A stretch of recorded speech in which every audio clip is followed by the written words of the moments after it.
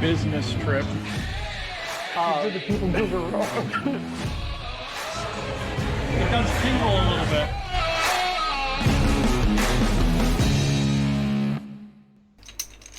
What's going on, everybody? It's Matt with the DPI podcast. I've got Peter with Princesses and the Mouse Disney Travel. It is top 3 time. If you are back, thanks for coming back. If you are here for the first time, what we're going to do is we're going to pull a chip out of this thing here.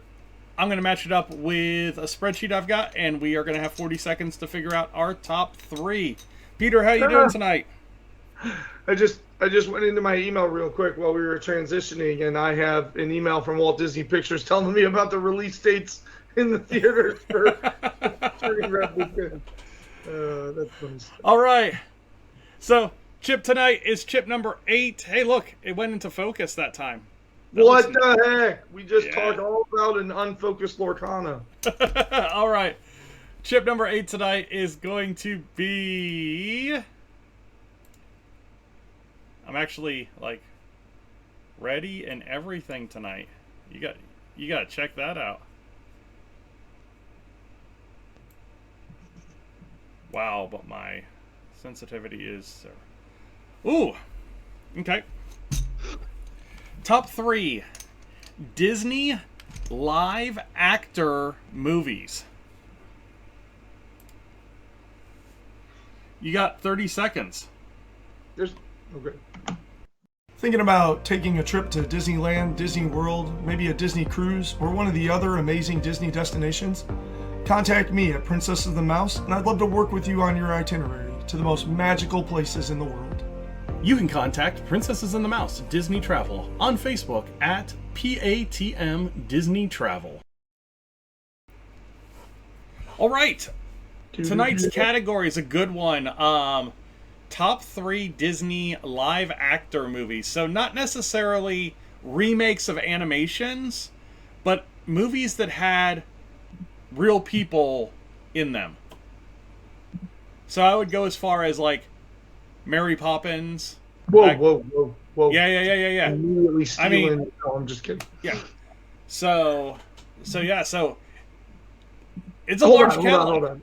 Am I talking about the actors or am I talking about the movies? We're going to talk about the movies. Okay. I was just making sure that I am doing this correctly because like I'm sitting here like what am I supposed to be talking about here? Okay. So live action top. Yeah. Is this from our amazing fan? No. This is one that we came up with on the plane.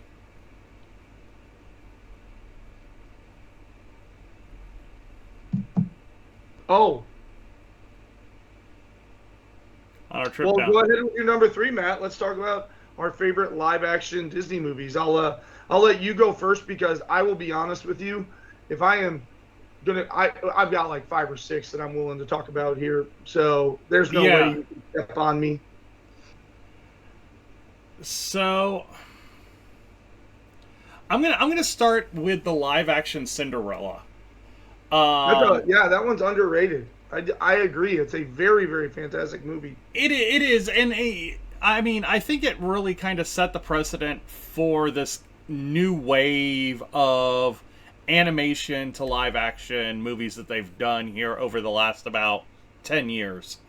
When you think about Beauty and the Beast and you think about Little Mermaid and all that kind of stuff that kind of came after Cinderella. Cinderella holds a special place in my heart because it's one of the first movies that I took my daughter to on a date. So we had a daddy-daughter date to see Cinderella.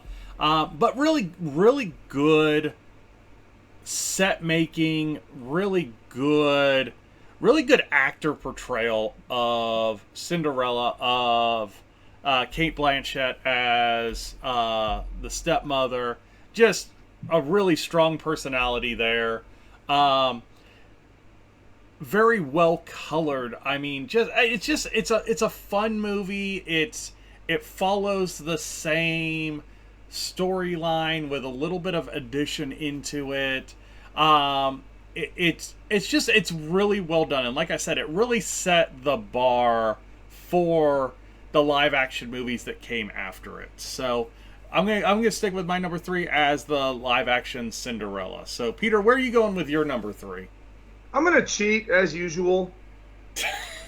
With, no, it would be very easy to kind of like fall back to like the classic Disney movies, because there are some fantastic classic Disney movies. Thinking about like The Ugly Dachshund and Yours, Mine, and Ours and Parent Trap and Swiss Family Robinson and all those. But I think for this list, we want to talk about, like, this is a big direction of the studio, right? Is like we're remaking all of these things, and so I'm gonna stick my list to live action remakes versus like jumping back to all these like older ones. But we could definitely have a whole thing about like what are your favorite 3 like classic Disney movies as well. Yeah. Add it to the list. Put it in spot 8. Okay.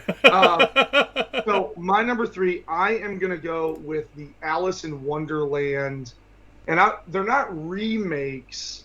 They are franchise add-ons, because the original Alice in Wonderland, the animated one, tells the story of the young Alice visiting Wonderland, and the live action is very, very well done. I really, really enjoy some of the voices that they brought in for the CGI characters. Johnny Depp does a fantastic job playing Mad Hatter. Like, Helena Bonham Carter does a fantastic job as the Red Queen.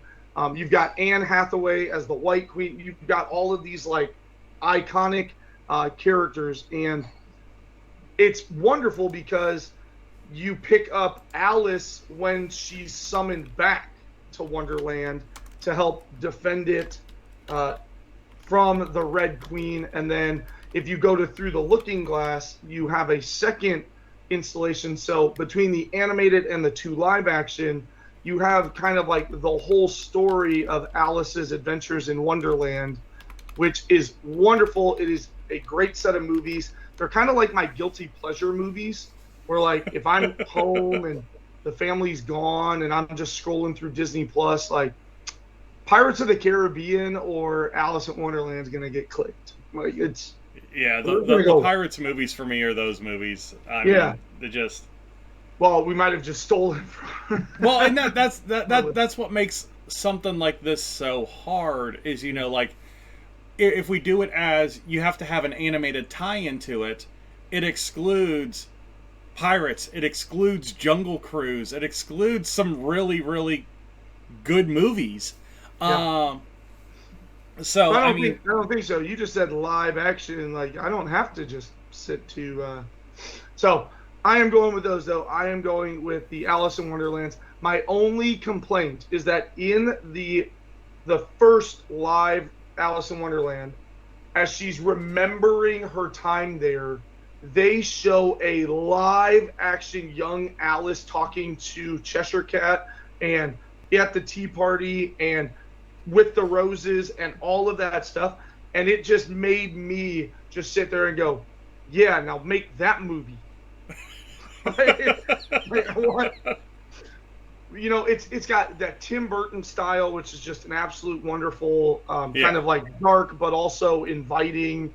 It is just wonderful. If you have not seen the Alice in Wonderland movies, and you are an Alice in Wonderland, well, how would you be an Alice in Wonderland fan and not see these movies? That was a dumb statement. Matt, what's your number 2?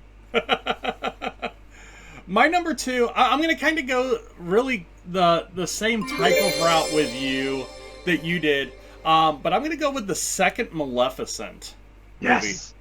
Okay, I don't have to put that on my list. Way to free me up. You know, the first one was really good. The second one was absolutely fantastic. And what makes that movie so fantastic is how bad the villain is. I mean, it shows a very mom, right? Yeah, Philip's mom. Yeah. And yeah, she is cutthroat and, you know, just the absolute vindictive.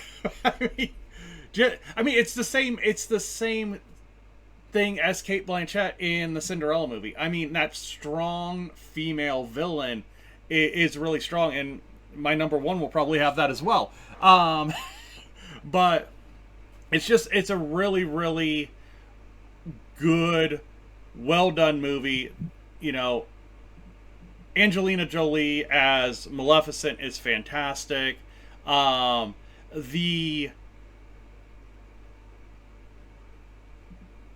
The way that they shot some of the aerial scenes is fantastic. It's got a very warlike tone to it almost the whole movie. Well, they both do, really. I mean, Yeah. The vast majority of the first movie is her fighting against, the kingdom of men the whole time. And in the second movie, it doesn't really change. She's still fighting against the kingdom of men. Yes, but I mean, it's a very, again, just a very strong lead, strong villain type movie, shot real well. It's one that you can kind of get lost in and just kind of watch and just forget time for a little while because you kind of get sucked into it because it's got a good story that holds you. But no, Mistress of Evil, Maleficent Mistress of Evil is my number two. Yeah, that's a good one. And Angelina Jolie, does such an amazing job of portraying Maleficent. And I really love because, Maleficent is a fan favorite of so many people. Just even from the animated where she truly was the villain. Yeah. And so to paint her in an anti-hero type light, it's very impressive to take a fan favorite and remake it into something that can be related to and enjoyed and appreciated. So absolutely, very, very good one. You actually half stole one of mine. So I'm going to go ahead and do it as my number two. And so I absolutely love to death the Jungle Cruise movie. I mean, it's good. It is so good. It is so good. They both do an absolutely amazing job. And it's Dwayne Johnson. And then I just lost Emily Blunt. Thank you. Emily Blunt. I was like, I had her name and now it's gone. They have such a good, because the majority of the movie is the two of them interacting with one another. Yes, there's lots of other support characters and all these other things. But at the end of the movie, it is Frank and Lily, Rock and Blunt, and it's a blunt force and an immovable rock. It is so good. The shtick of, honestly, one of my favorite, the movie hooks you in immediately because you almost immediately see the Jungle Cruise. Right. Like Frank is going along and he is just telling these ridiculously bad puns. There's that little bit of adventure. There's the backside of water. It's so good. And then you have a great storyline. I mean, a bit far-fetched, but every fantasy adventure movie is supposed to be far-fetched. Yeah. So it's so very good. I mean, towards the end when you see that tree, it's just so visually stunning. Watching the moon hit it, it is just a fantastic movie all the way throughout. And it's a soft spot in my heart when they were coming out with that because I am a huge fan of Skipper Canteen. I am a huge fan of Jungle Cruise. I am just a huge fan of all of that. And so, of course, like you want to talk about a movie that probably got played 100 times in our house. Like Jungle Cruise got played 100 times in this house. I bet you we've seen it 4 or 5 times. It's so good. It is so good. It's a really good one, and that's going to lead us into our number ones. Before I get into my number one, if you do have a top 3 idea, hit the website. It's down below us right now, patmdisneytravel.wixsite.com/planning. In the top right-hand corner, there's going to be a little text entry area, and you can send us your ideas for a top 3. Last week we did one of our viewers. It's just kind of random as they get thrown in and that kind of stuff. But no, we love the interaction with our viewers, and we love hearing your top 3s. We're getting some in the chat right now, so at the end of the show, I'll throw those out as well. But for my number 1, mine's really easy because it just for me it's the best remake of an animated movie that Disney's done so far, and it's Cruella. Cruella is a fantastic movie from start to finish. Storyline's fantastic. The way that they portray the upbringing of Cruella and Cruella not being the villain in the story, and just kind of that whole backstory, that whole origin story of how she goes from what should have been a rich kid to this revenge artist, basically, through the movie. And the whole story behind it, it's a really well done, great music, great soundtrack. As far as if you're a fashion fan, just a great look at, London fashion in the 60s and 70s. It's a great movie for that time period. Just everything that goes in it. So, my number 1 is going to be Cruella. Peter, where are you going with your number 1? Well, wait, before you go with your number 1, where can people find you? Right here on Tuesday nights. Every Tuesday, almost. Yeah. I don't know, like every once in a while on the Scrolly thing, it talks about a Wix site. There's a form on that site that you can submit, and we'll get back to you and get you going. The easier, quicker way, more direct way, I guess I'll say, is just find me over on Facebook. Just type in Princess and the Mouse. Send me a quick messenger. We'll start chatting back and forth. I ask you, some quick screening questions. When is it happening? What are we looking to try and do? And if it's going to match up and it's going to go really well, then we'll very quickly get a meeting scheduled where we'll chat on the phone for about an hour. And at the end of that phone call, your questions will be answered.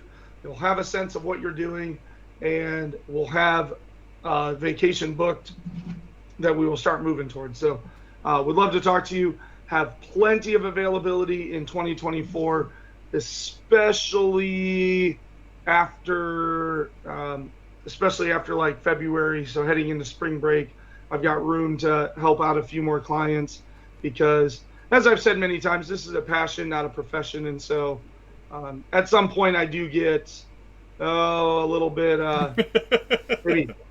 maybe I got a little bit too much going on, but never gotten myself too busy yet. So would love to talk to you. My number 1, and there could be lots. There are so many fantastic live movies that haven't even been discussed. But I got it. As soon as we said we were doing this, I was like, I know what my number 1 is, hands down.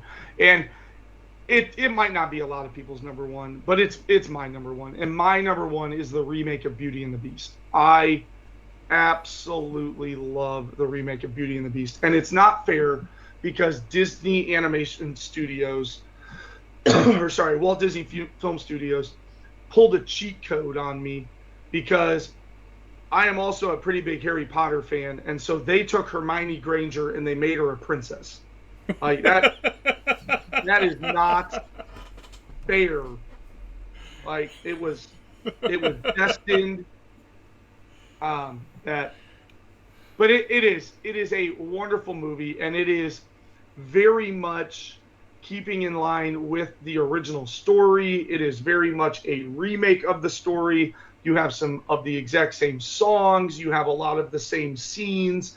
You can shot by shot remake the animated sitting next to the live action, and you basically like the opening village scene is basically the exact same scene. Right, even down to her sitting there on the fountain reading her book, and just all of that. But really, really well done. You really see. I mean, Gaston is just the absolute villain in this. In the live action, he plays such a good job there. Josh Gad is such a great breath of comic relief in there. And again, you take Benedict Cumberbatch and make him the voice, so you get this nice, deep, very strong, commanding voice happening. And I love the Evermore song. It's one of my, like, if we did a top 3 live action songs, Evermore would make it in to that. So I just absolutely love this. Or sorry, it's not Benedict. It's Dan Stevens. I was like, it's not Benedict Cumberbatch. I need to get the right name. Well, it's Dan Stevens who does the Beast. But fantastic job portraying the Beast and like that whole inner turmoil. Really well done on that movie. And I hate that this is a top 3 because, I mean, Aladdin was so well done. The actress that portrayed Jasmine, I'm forgetting her name, but yeah, I mean, she did Jasmine so well. Mulan was kind of funky, but still a very, very great movie. Yeah. Not a remake, but like a different version of it. I mean, but still, that was a good, enjoyable. They have done a very, very good job. And even if you go to things like Lady and the Tramp and Dumbo, even the Lion King, right? Yeah. We didn't even bring up Lion King because do we consider that a live action remake? I mean, it's a CGI remake, right? Yeah. Not like they filmed lions running around with meerkats.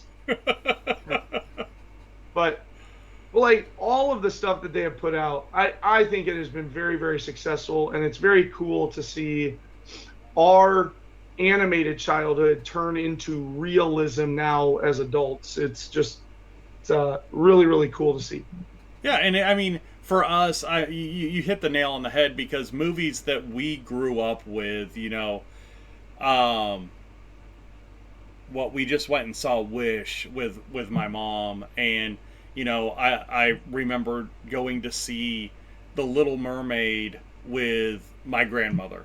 And it would have been one of the last movies that I saw with my dad's mom before she passed.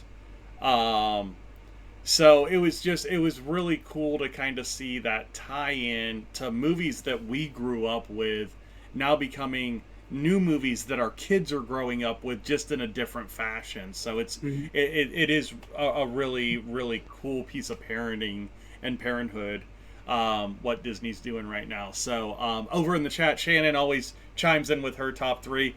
Her top 3, she missed the animated tie-ins, but I like where she's going with hers. Mary Poppins at number 3.